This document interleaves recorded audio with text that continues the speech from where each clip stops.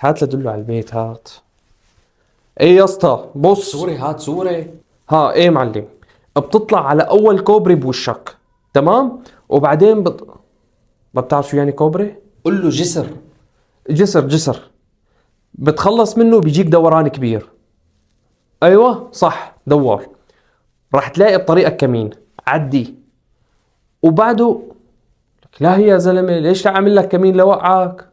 يا, يا اخي كمين عادي. لك يا اخي قل له حاجز. حاجز. ايه تمام. المهم بعده بشارعين استناني على ناصية الشارع، تمام؟ ما بطول. معلم ناصية مو محل.